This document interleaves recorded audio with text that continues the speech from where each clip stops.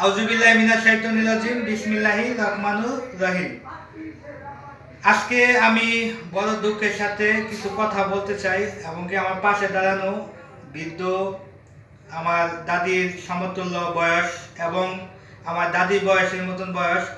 তো যাই হোক, আগামী রোজ শুক্রবার এবং কি আমার দাদার মৃত্যুবার্ষিক। আমার দাদা গত 10/2/2022 সালে মৃত্যুবরণ করেছেন এবং আগামী 10/2/2023 সাল 1 বছর পূর্ণ হবে এবং সেই পূর্ণ অনুযায়ী মৃত্যুবার্ষিক উপলক্ষে আমি আমার দাদার জন্য যতটুকু চেষ্টা বা আমি আমার অন্তর থেকে আমি তার জন্য আল্লাহ তাআলার কাছে দোয়া প্রার্থী এবং কি আল্লাহ তাআলা ওনাকে জান্নাত ও ফেরদাউস নসিব করুক।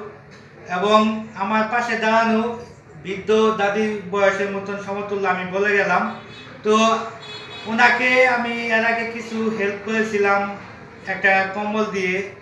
আবার উনি আজকে যেহেতু আসছে, যাওয়ার পথে দেখা করে যাইতেছে, ওনার বাড়ি কাওলা বলছিলাম, যেহেতু কাওলা। তো যাই হোক, ওনার জন্য আমি দোয়া করি। উনি একটু বৃদ্ধ অসহায়, উনি কাওলার স্থানীয় বাসিন্দা।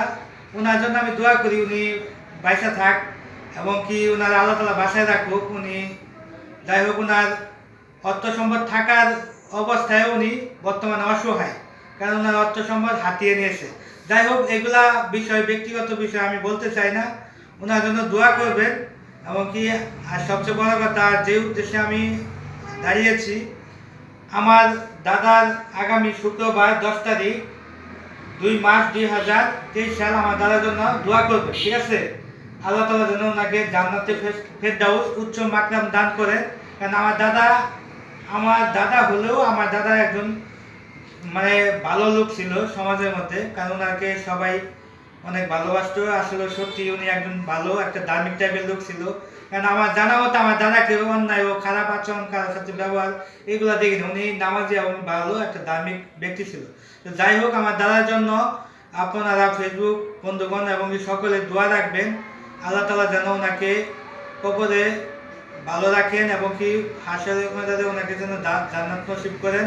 এবং কি ওনাকে আমি সাময়িকভাবে, বেশি কিছু না, সাময়িকভাবে কিছু অর্থ হালকা দিব, এটা হেল্প করব। এবং কি উনি যেন দোয়া রাখে এবং কি এইটা রাখেন, আপনি রাখে দেন কাছে, ঠিক আছে? আপনি আমার দাদার জন্য দোয়া রাখবেন, ঠিক আছে? আল্লাহ তাআলা যেন আমার দাদাকে জান্নাতে ফেরদাউস নসিব করুক। আগামীকাল 10 তারিখ দোয়া রাখেন। আর নেক্সট টাইম আপনি আইসেন, যখন আপনি এদিকে আসবেন, যাওয়ার পথে আমার সাথে দেখা সাক্ষাৎ করে যাবেন, ঠিক আছে? আমি যতটুকু পারি সহযোগিতা করবো, ঠিক আছে? তো ভালো থাকেন এবং কি আমার দাদার জন্য সকলে দোয়া করবেন। ইনশাআল্লাহ আমার দাদাকে যেন আল্লাহ তাআলা এবং কি জান্নাতে ফেরদাউস নসিব করেন। এই পর্যন্ত মুসলমান যত নর নারী মারা গেছে, সকলের জন্য দোয়া রাখবেন। সকলের আত্মীয় স্বজনের জন্য আমিও দোয়া রাখি এবং কি আমার দাদার জন্য অলরেডি খতম 2 জায়গায় পড়ানো হয়েছে এবং কি আমার গ্রামের বাড়ি ওইখানেও খতম আয়োজন হবে আগামীকাল। সকলে দোয়া রাখবেন আমার দাদাকে আল্লাহ তাআলা যেন জান্নাতে ফেরদাউস নসিব করেন।